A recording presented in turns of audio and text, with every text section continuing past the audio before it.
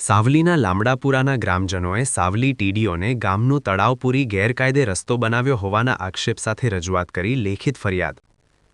રાજ્યમાં નગર અને ગામ તળાવોને ઊંડા અને સુશોભિત કરાઈ રહ્યા છે, તેવામાં વડોદરા જિલ્લા સાવલી તાલુકાના લામડાપુરાના ગ્રામજનોએ સાવલી તાલુકા વિકાસ અધિકારી સહિત ઉચ્ચ કક્ષાએ ગેરકાયદે તળાવનું પુરાણ કરીને રસ્તો બનાવાઈ રહ્યાના આક્ષેપ સાથે લેખિત રજૂઆત કરી હતી, જેની કાર્યવાહી ન થતાં આજે લામડાપુરાના ગ્રામજનોએ સાવલી તાલુકા પંચાયત કચેરીએ પહોંચી આજે યોગ્ય અધિકારી પાસે તપાસ કરાવી કાર્યવાહી હાથ ધરવા લેખિત અને મૌખિક રજૂઆત કરતા જણાવ્યું હતું।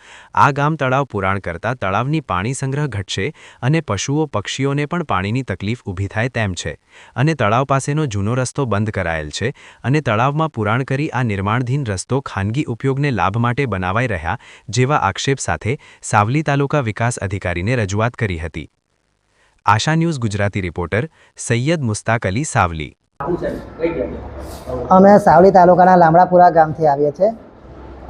અમારા ગામમાં ગેરકાયદેસર તળાવનું પુરાણ થઈ રહ્યું છે અને જે પુરાણ થઈ રહ્યું છે એમાં કોઈ ખેડૂતને કોઈ ફાયદો થાય એમ છે નહીં।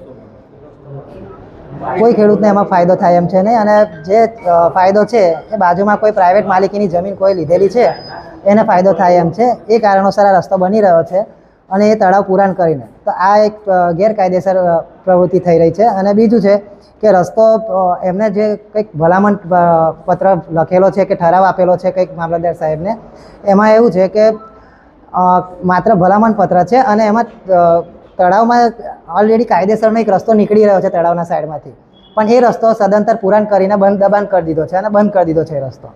હવે આ બાબતની રજૂઆત અમે 12/3/2026ના રોજ ટીડીઓ સાહેબને કરેલી હતી, તો એ ટાઈમે સાહેબે અમને એવો જવાબ આપ્યો હતો કે 2-3 દિવસમાં કોઈ અધિકારી આવશે કાં તો કોઈ એમના કારકુન આવશે કે કોઈ બી આવશે પણ એનું નિરાકરણ લાવશે, પણ આજ રોજ સુધી આજે 1 મહિનો થયો તે છતાં કોઈ તપાસમાં આવ્યું નથી કોઈ અધિકારી કે કોઈ પણ।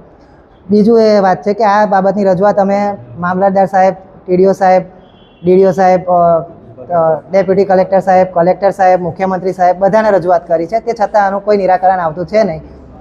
તો આ કારણોસર અમારે આજ રોજ ફરી આવવું પડ્યું હતું ટીડીઓ સાહેબને મળવા માટે અને રજૂઆત કરી, તો ટીડીઓ સાહેબે આજે પણ એ રીતે જવાબ આપ્યો છે કે 2-3 દિવસમાં તપાસમાં આવશે, પણ હવે જોવાનું રહ્યું કે સાહેબ કોઈ તપાસમાં આવે છે કે નહીં આવતા તથા તેની કાર્યવાહી કોઈ થાય છે કે નથી થતી। હાર્દિકભાઈ રમેશભાઈ પરમાર, પૂર્વ સરપંચ।